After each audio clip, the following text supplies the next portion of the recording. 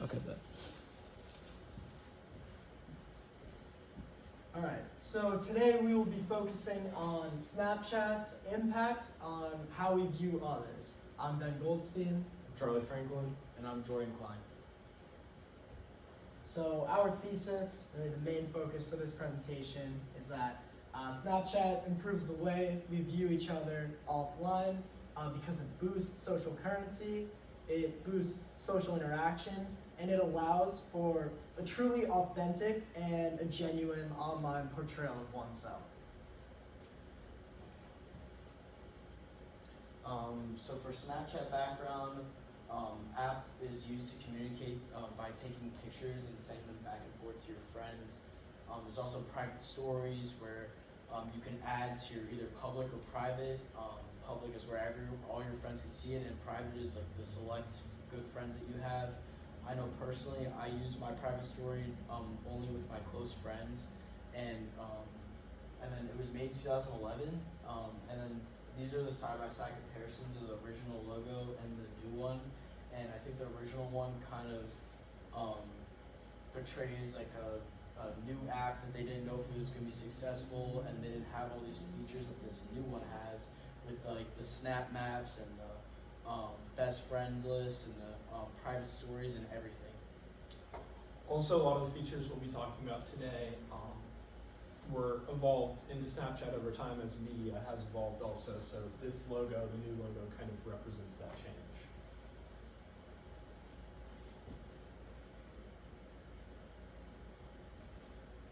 So social currency, best friends list. So for me personally, all my best friends on Snapchat are like my actual friends in real life.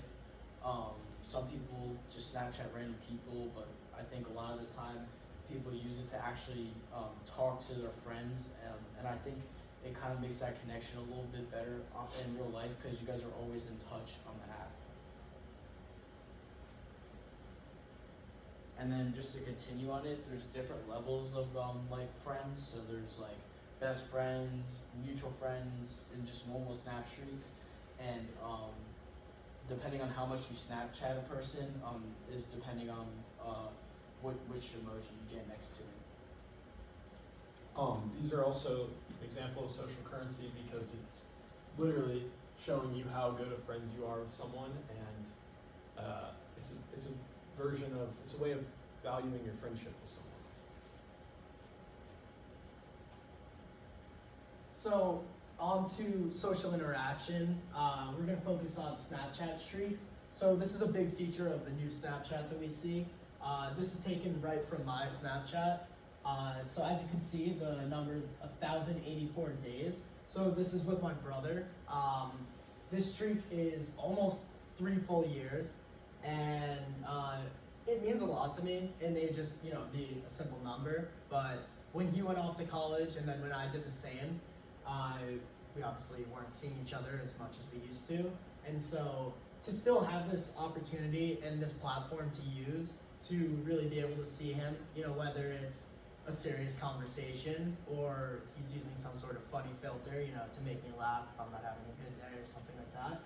It's very meaningful, and as you can see here, you get this hourglass timer emoji, and so a Snapchat streak is based on every day. So if I go 23, 24 hours without sending a picture, I'll get that emoji, which warns me if I don't want to lose the streak, I need to keep sending something. So besides for just another platform to be able to stay in touch and communicate with people like my brother, it's also, the streak specifically is also just a reward for coming back each day, and it really incentivizes using the app to get that number up, and just to keep in touch. Right, and as far as the Snapchat's ability to allow us to portray an authentic image of ourselves online, I think private stories are a unique feature that Snapchat has. So, as you can see here, these are the examples of a private story settings. You can easily add a photo to that private story, change the name, or change the viewers. And the thing that makes a private story special is that only certain select people can view it. So in most cases that I'm familiar with, and in my own case, people use their private stories just for their closer friends to post funny photos or happy birthdays, stuff like that. But it's not just me in my daily life. Lane Kazaya is a writer for the Michigan Daily who wrote a story about herself and her own use of private stories. She explained that when she's posting something on her main story, she consults with her friends first and really makes sure that she looks good or whatever she's doing is valid enough to portray the image that she wants. But she also wrote how her private story encourages her to be more authentic because it's a smaller group of people that she's not as embarrassed to post stuff. She's not as embarrassed to post specific stuff on.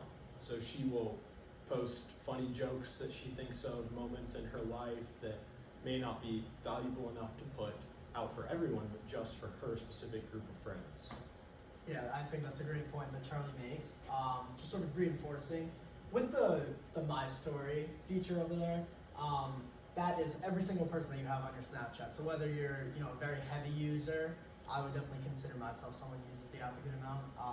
You could have hundreds of people on it, or maybe you only have 10, 20, whatever it may be. But that is literally every single person on your Snapchat can see it. So like we were talking about with Lane Kazaya.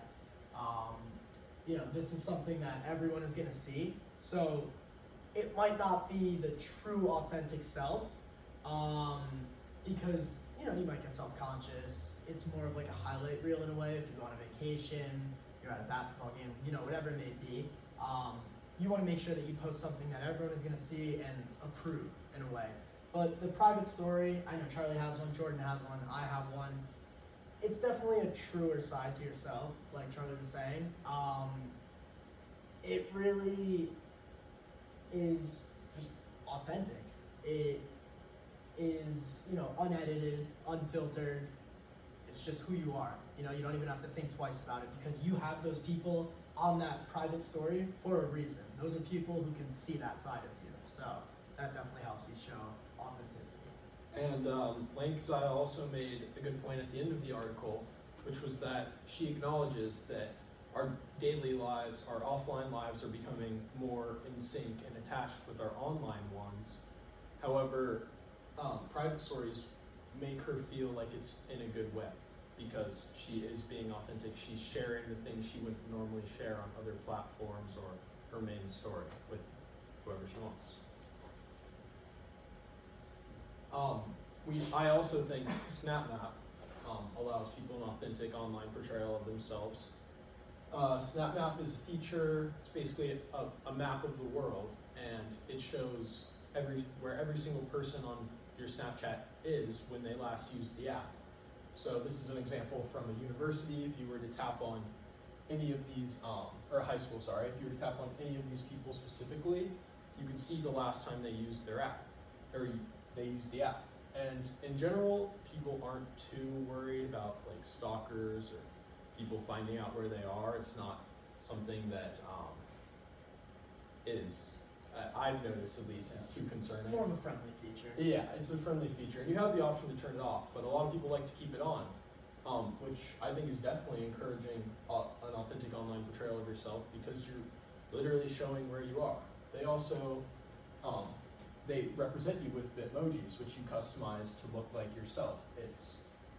It's not, of course, accurate because it's these cartoon characters, but to an extent it is. And they also have other fun features that allow you to be real, like the headphones. Like those people with the headphones on are listening to music. That's what that means. So it really does feel like this is what this person's doing in real life at this very time.